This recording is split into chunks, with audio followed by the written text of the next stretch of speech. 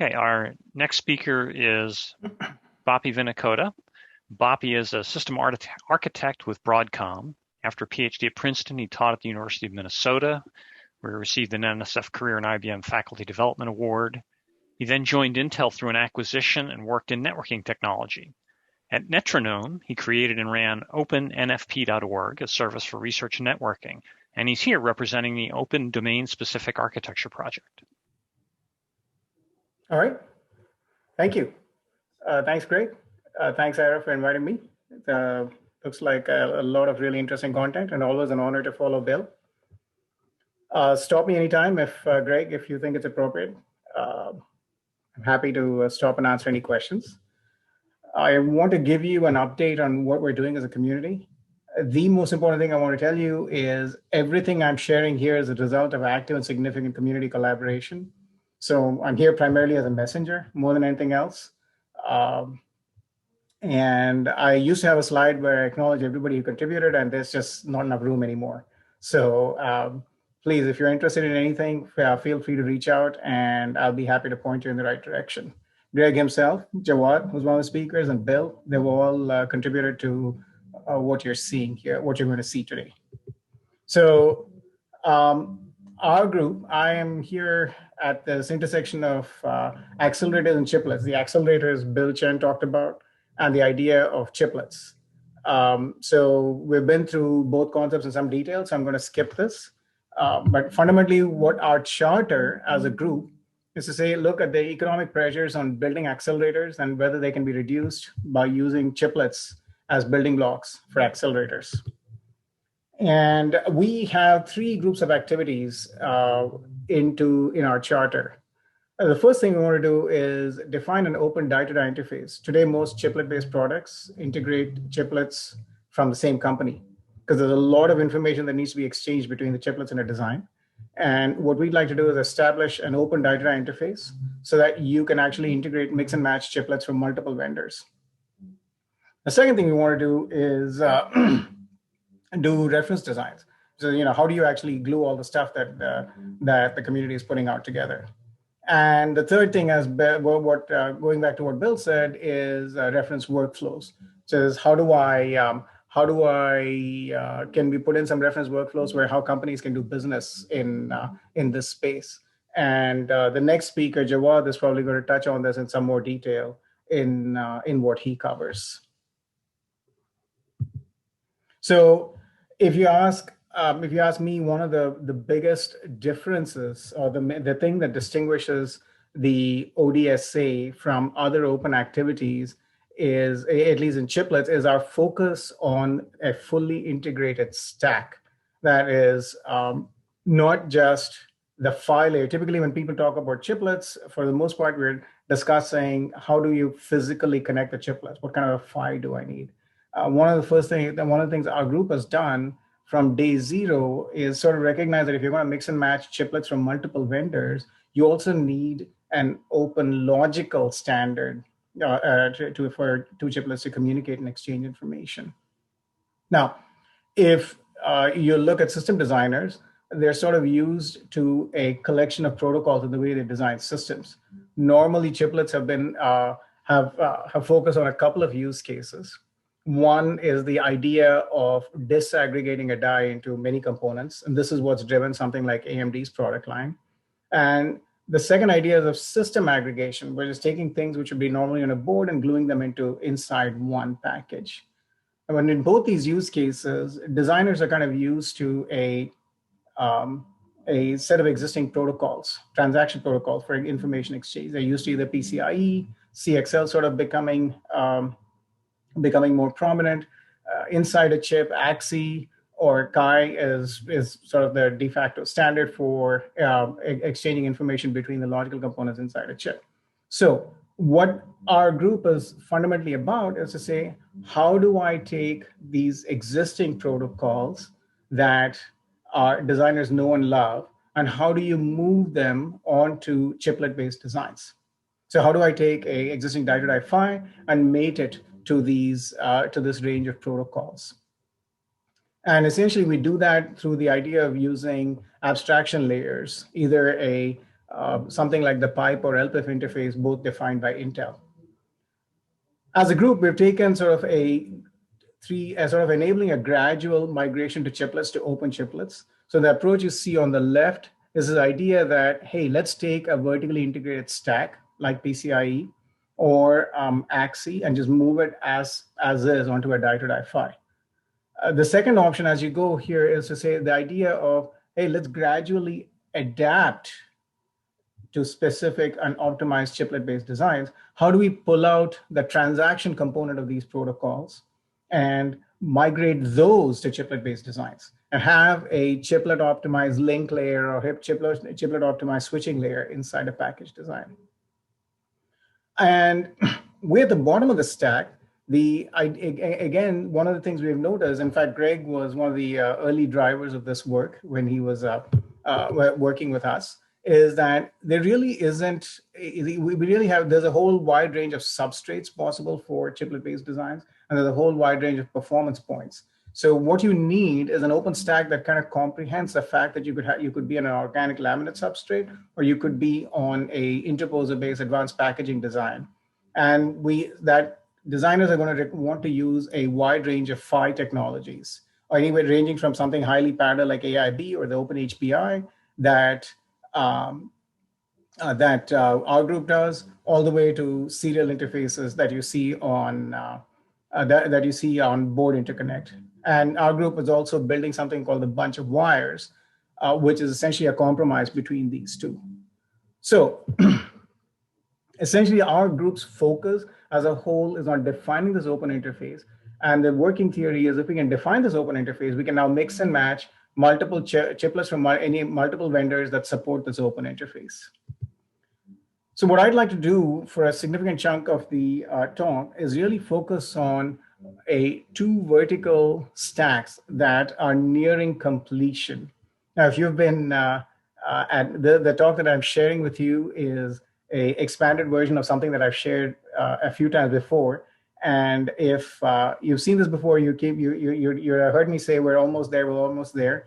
Well, the one interesting thing about the open source world is everything takes longer than you think it'll take. But we are fairly close to making a good two vertical stacks available, one for die disaggregation through by packetizing AXI, so that you can sort of decompose a die, or you can decompose a design across multiple die. And the second for package aggregation, where you can take multiple devices which are talked through PCIe, and instead of communicating over a PCIe PHY, get them to communicate over a die-to-die PHY. So what you see is these two. So we're on the verge of saying, okay, we have a fully open bunch of wires PHY on which we can transfer PCIe. We can have chips communicating using PCIe. That's the design that you see on the top. Or an alternative is to disaggregate the die where we have AXI transactions over a BO PHY. And what I'd like to do is walk you through the progress in each of these vertical stacks. So let me start with the bunch of wires PHY. The bunch of wires PHY is a simple clock forwarded parallel PHY. Really, what the idea behind the bunch of wires PHY is we first introduced it way back in 2020 and 2019. And the idea is that if you look at die-to-die PHYs, the original interest was on the original interest was on highly parallel PHYs, of the kind that required advanced packaging technologies, or that you had these serial PHYs, high-performance serial PHYs, which required fairly complex designs. And what we wanted, what the group set out to do was to say, look, could we make a parallel clock-forwarded, simple clock-forwarded parallel PHY, which didn't require as many wires so that you didn't need advanced technology, but it also wasn't too hard to design, and that you could support on a wide range of process nodes, so that you could truly enable heterogeneous integration. In the recent past, we've had a lot of progress. We've made where I think the last things to close on, we're closing on some key electrical issues. In fact, the group as a whole meets on Wednesdays at 9 a.m. So this is something that our group is working on closing right now. We have made really good progress on bump maps and on simplifying the logic interface from the bunch of Wiresphi. So the basic unit of the phi is a 16 data bump slice, unidirectional slice, which is what you see in the bottom right. And that basic slice can be used either with regular space bumps or with micro bumps and advanced packaging. So one of the most important things we were aiming for when we specified the phi was this ability to be flexible across it turns out, I'm sorry, I have a wrong setting on my forwarding. We're looking for a phi that was flexible with both base laminate and advanced packaging that also allowed you to trade design complexity for performance. And essentially what we have is a phi that supports multiple speed modes. So the base mode is something we call Bo32, where we expect a per wire bit rate of around 2 gigabits per second and 32 gigabits per slice. And what we essentially want to do is give designers, and we go all the way from the base mode of Bo32 to a per slice speed of 256 gigabits per second, which is pretty competitive. And the idea is that any die that supports an advanced bow mode should be compatible with all the modes that come before it, that come below it in speed. And this is a mechanism to create a family of interoperable devices. And so what the big thing the group is trying to achieve is this idea that you can take a basic design or you can take a basic phi and a protocol and scale it across a wide range of speeds and substrates. And the primary benefit is economies of scale. You can now, look to leverage design collateral. So controllers, protocol verifiers, etc., across this entire space. Now, here's as an example. I think somebody had a question about what's the difference between chips and chiplets, right? So one of the interesting things we run into is that chiplets typically don't have enough drive strength to be tested on testers directly today. So you'll have to design a tester head, and imagine having one interface which has this ability to scale across a wide range of price performance nodes. We should see some significant economies of scale. One of the things we're really excited about, I think it's a really significant program in my mind, is we're going to build an open test chiplet. Now, if you've been looking at chiplets for a while, you'll know that chiplets have been around for a while, but the amount of public data that's available is limited. One of the things I'm sort of really happy about, very excited about what the ODSA does, it makes a tremendous amount of data available out in the open, no questions asked, accessible and available to anyone. One of the earliest projects which we did, which Greg drove, in fact, was this idea of comparing a whole bunch of die-to-die phis on a common set of metrics. We did that first in 2019, and then we had a follow-up in 2020 with Shah Bartalan from IR Labs. It's something where we have just had a whole bunch of files. I'll talk more about that later in this deck. But if coming back to die-to-die phis, one of the things you'll notice is there really isn't that much data available. So what we're trying to do is get a test chip, community-funded test chip up and running, where it'll be funded by various members in the ODSA community, particularly the end users. And we're trying to promote 3 ways of participation that at the very least will make a whole ton of data available to the chiplet community. And in varying ways will make either the design available or even the schematic available. We're looking and raising funding for this effort.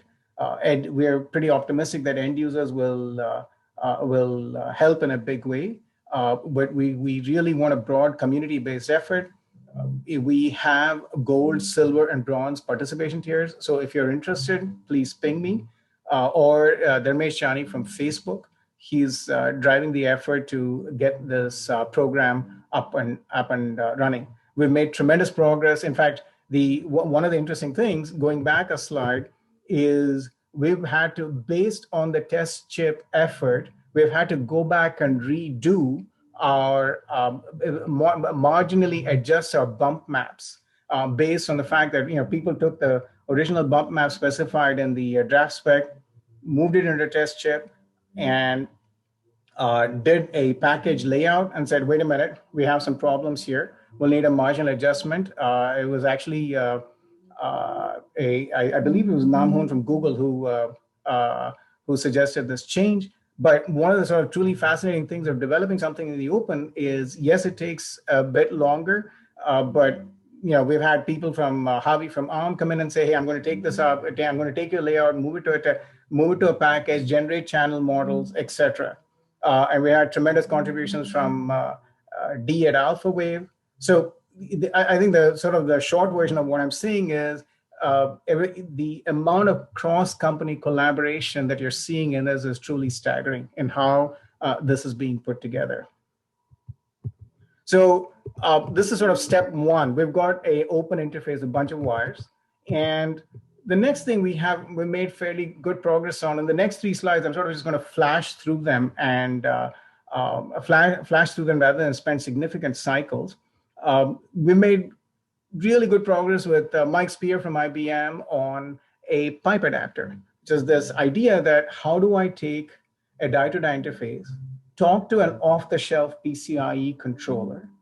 So today, if you look at PCIe PHYs, they talk to PCIe controllers through a pipe interface. So if we have an adapter which makes a die-to-die PHY look like a PCIe PHY to a PCIe controller, then you can effectively use a die-to-die PHY as an underlay for PCIe traffic. That's the basic intent of the pipe adapter. And we've made some pretty reasonable first-order progress on mapping and on creating an adapter for creating a bow adapter interface, a pipe interface to the bow PHY, essentially to map 4 PCIe Gen 4 lanes onto a bow 64.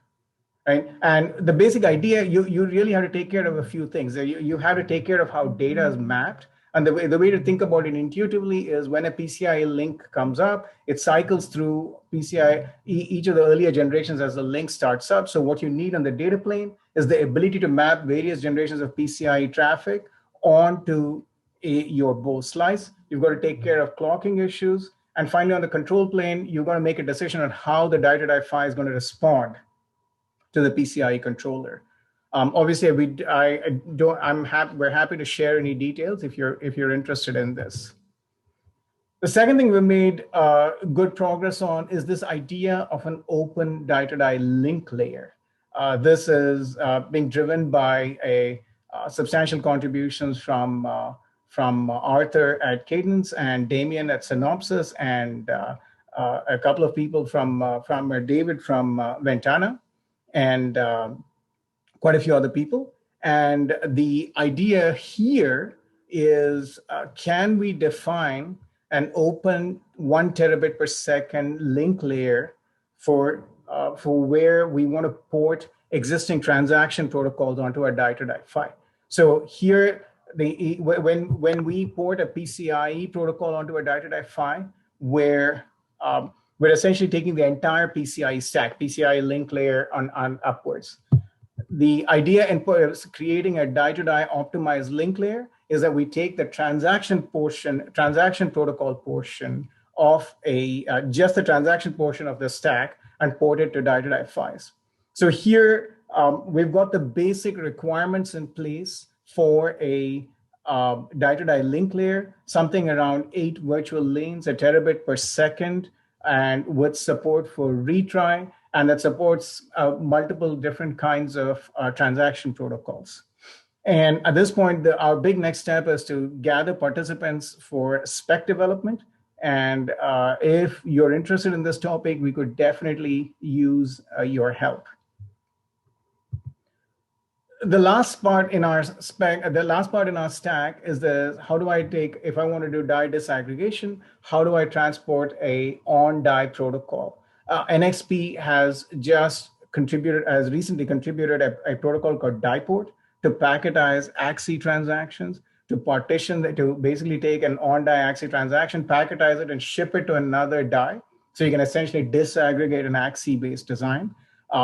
So now if you glue all this together, you can see that we've got the beginnings of a full vertical stack. We've got bow, we've got a pipe adapter, we've got dieport talking to bow through a chiplet optimized link layer, and then you can use off-the-shelf transaction protocols. The advantage on all this is once you use off-the-shelf transaction protocols, you can essentially start using off-the-shelf software on your chiplet-based designs. You don't have to reinvent the software stack on top. Finally, to glue all this together, we've recently made really good progress on a POC, software development platform. This is something that, we originally started this as, hey, how do we build a chiplet-based design? And just this is led by a guy named JP Balachandran from Cisco, has got a huge amount of contributions from NXP and Tamend and several other companies. And it is hard to overstate how much we've learned and and all the challenges that you will encounter when you're gluing together an open chiplet-based design. What this is an open modular system design where essentially we have a baseboard that kind of acts like a chiplet substrate, and we have room for 3 daughter cards where the interfaces to the daughter cards are clearly defined. Today we have daughter cards that reuse an OCP NIC 3.0 adapter from Broadcom, a daughter card from NXP, and a daughter card from Lattice on the way. We also have a room for SSDs from Samsung. This device will be hosted at Supermicro. But essentially what this is now that you have this vertical stack, if you want to develop software while you're developing your vertical stack, this is a near perfect software development platform. And we've just got the whole thing to work thanks to some solid effort that required significant collaboration across companies. And our first target is to build a storage accelerator based on this platform. And we'd like to host this workshop in August. So if you've got some applications you'd like to build, please reach out to us. And you should see some details about the workshop coming up soon on our wiki. So this is our progress on a stack.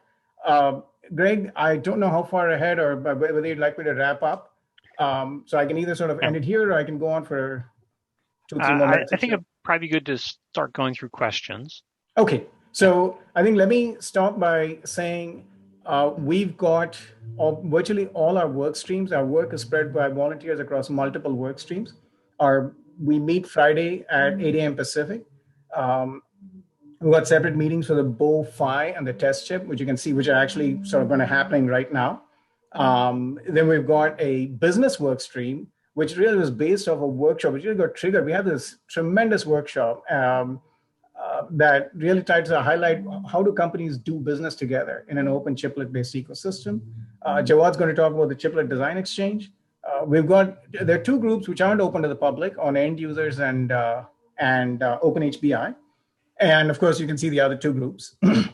I've got some slides I'll include in here, which are essentially the OpenHBI, an interface we're developing with really high performance. The 2020 update to our sort of really popular Dietodie Phi comparison. And some detail on a workshop that we just had, the end user group. I'll close by what I usually close with, which is a plea. Join us, help us. We could use anybody's help. I'm really thankful to Ira for this opportunity to reach a fairly large audience here. We can use your help in virtually every aspect of chiplets. We like working, the group is honored to work with Bill and several other organizations on complementary aspects. And last but not least, we've got the Fall Summit and join us at the OCP Fall Summit, where we should hopefully have a session on the ODSA. Thank you. Okay. Thank you, Bapi. A couple quick questions. In one slide, you had a reach table that showed the distance that you could communicate over with these interfaces. You didn't specify any units. Oh, millimeters. Millimeters, okay. Another question, do you ever see chiplets becoming a mainstream technology? Or, when do you think this will happen? What sort of time frame are we looking at? Well, in some sense, you've got high volume products in the marketplace. I think chiplets as intra-company products already are a mainstream technology. You've got quite a few high volume products. I think. Well, I'm hoping Jan covered the range of products yesterday. She was she presented at the ODSA a few weeks ago, and I'm sure she has a wonderful list of products that are in place.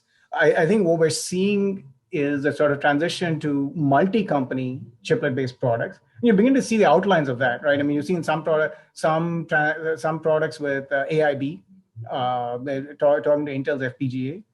What we're thinking is that if you define a set of open interfaces, what you will see is maybe single company products, but based on open interfaces, and then a transition to multi-company products based on open interfaces.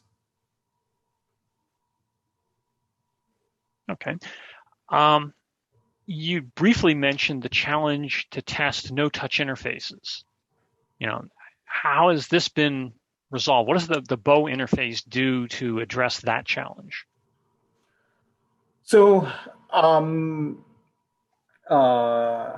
Mark Huttner and a couple of other people and I, there are two things that the BOW interface does. One is I think we're sort of looking at the idea of specifying BIST polynomials so that you can do self-test across chiplets inside a package. And the second thing we're looking at is this idea of a tester head that's sort of focused on a BOW interface, and that because you've got one interface which scales across a wide range of because you've got one interface that scales across a wide range of use cases, that maybe that this tester head we will be able to get economies of scale with this tester head. And the idea, we've got some details, I think, in something we did at the VLSI test symposium. I don't have that slide handy, unfortunately, about 12 months ago, where the idea is that you take a regular tester and attach sort of a golden reference interface to this regular tester head. We would really appreciate some help in taking that forward. We've got some bare bones thoughts in this space. Yeah. Okay, well, thank you, Bapi. Okay, well, thank you again. This was. Please feel free to email me the questions, or I'd be happy to answer them offline. Lastly, I'd like to thank once again our sponsors, Advantest, Amcor, and Synopsys, who made this event possible. Advantest rated the best ATE company 2021 in the VLSI Research Supplier Survey for customer satisfaction. Amcor leading OSAT with differentiators in technology, quality, and services. And Synopsys providing solutions from silicon to software. So thank them. I thank all of you for attending, and look forward to seeing you at a future MEPTEC event soon in person, but we'll also continue the virtual format because it's great to have such a wide variety of speakers and attendees. So thank you all, and have a good rest of your day.